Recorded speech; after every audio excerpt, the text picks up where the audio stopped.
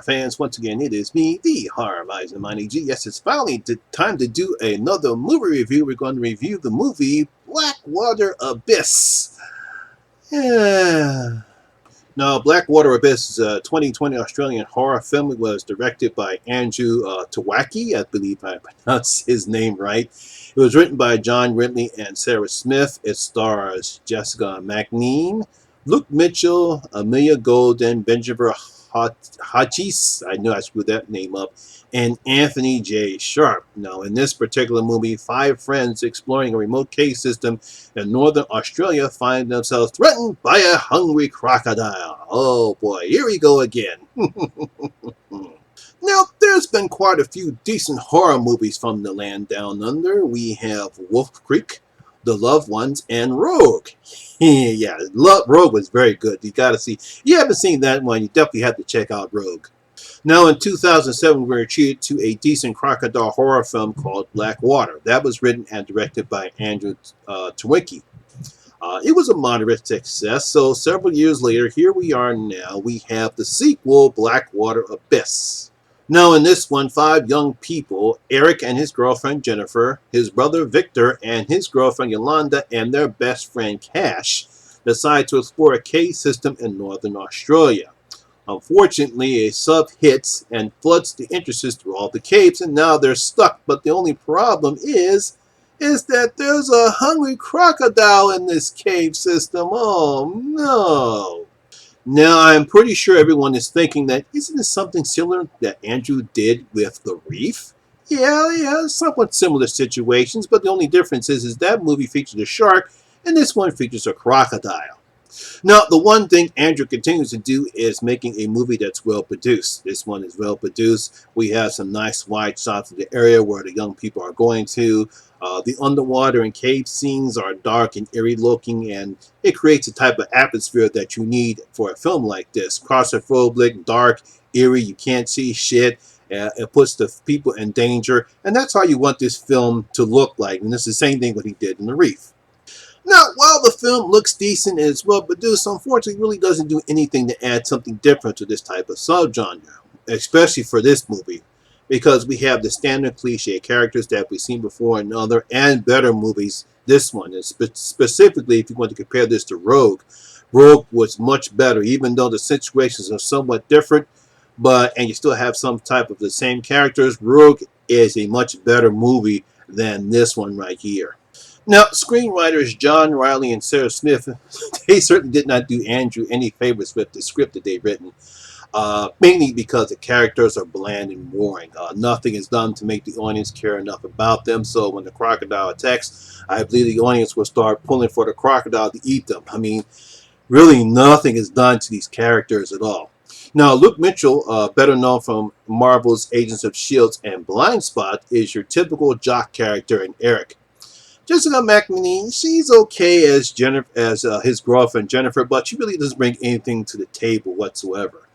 Now, I guess the only kind of interesting character is Eric, played by Benjamin Hodges. He has some backstory. He's suffering from some type of illness, and he needs his medication.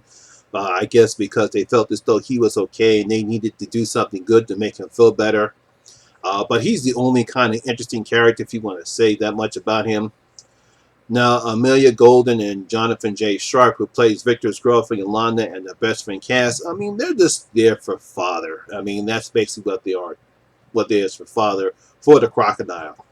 Now, the main problem I have with this film, besides the lack of tension and suspense, is that we have a dumb and out-of-nowhere subplot, which I was believe was supposed to bring something in between the characters. Unfortunately, simply falls flat and has nothing to the story.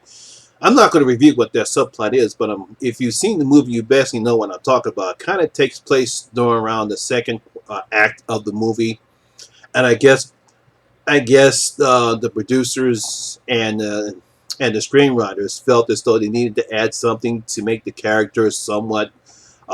You want to hate this person, you want to feel sorry for these people in the situation they're in. But it just comes out of nowhere. Nothing in the script makes you want to feel sorry for any of the characters when this revelation is revealed. And it really didn't need to be added in there. It was just thrown in, hey, they probably said, hey, let's throw this plot in here because we really don't have anything else going on between the characters, so they threw this little subplot in there. But unfortunately, if you're going to do something like that, then you should just have some type of tension and suspense. If you look at the movie, when you look at a movie like The Rental, when that subplot is revealed, there was already tension between the characters, and that's the reason why when that plot was revealed, that added more tension to that story. Here, there's nothing here. There's nothing added. We don't see any tension between the characters. There's a revelation that involved Victor's girlfriend, Yolanda, that's revealed. But then for some reason, they decided to throw that little monkey in the wrench. And it really doesn't provide nothing to these characters because, unfortunately, the script doesn't do anything for the characters. And it's really not the actor's fault. It's just the script was just bland and boring. Another problem that I have with the film is we barely see much about the crocodile at all. Now, I understand it could be for budget restraints. They really couldn't show that much of the crocodile, unlike other movies, crocodile movies like with Rogue, where we really see much of the crocodile. Now, I don't know if they couldn't use the CGI effects as much because we barely see any type of gore. We see when the crocodile attacks, we really don't get a good feeling of the crocodile until like the end of the movie.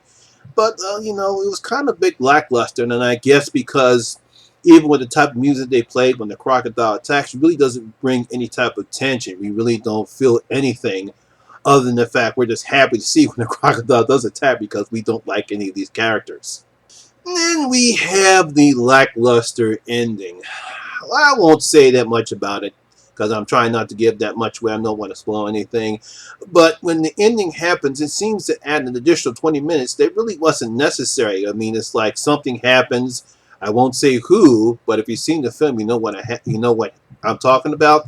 And then it takes additional 20 minutes before the film ends. I mean, come on, guys. It's like, what are you guys doing? I don't know what Andrew or his film producers were doing, but it just didn't add anything else to the movie. And it's like, oh, come on, guys. You're gonna do this? You're gonna do this to us?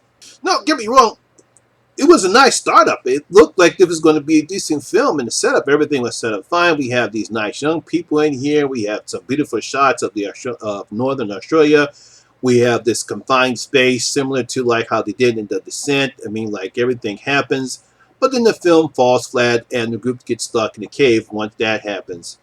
We have boring characters. We barely see the crocodile, and a subplot that simply doesn't belong, and the ending that lasted too long. Overall, this was a boring and stale crocodile movie. You want to see a better Australian crocodile movie, which I mentioned before, go see Rogue. So, I'm going to give Blackwater Abyss only 1.5 out of my 5 bloody gold coins. Only 1.5 out of my 5 bloody gold coins. It has some potential, and it's sort of a backstep for Andrew because he's pretty good in some of the movies he's done before. Love Reef. I love what he did with Blackwater, the first movie, but he took a few steps back. Perhaps he should actually just stick to writing and directing as opposed to allowing these two people who wrote the script because they really did him do no favors at all. So there you have it, guys. That's my review of Blackwater Abyss. Hope you did enjoy it. What are your thoughts? Have you seen Blackwater Abyss? Did you like it? Do you think this was better, or do you agree with me, especially about that lackluster ending? Please leave your comments on your comment section below and tell me what you thought about Blackwater Abyss. I want to thank you guys very much for watching. If you did enjoy this video, please give it a thumbs up, like, and share. Also, if you're new here, please hit that subscriber button and ring that notification bell. That way you'll be notified anytime when I put new videos such as this one. Also, all my social media links will be in the description box below as well. Once again, my name is Lamont Smith, better known as the Horror Miser Monty G. And always remember, Wakanda rules. Yes. Rest in peace, Black Panther.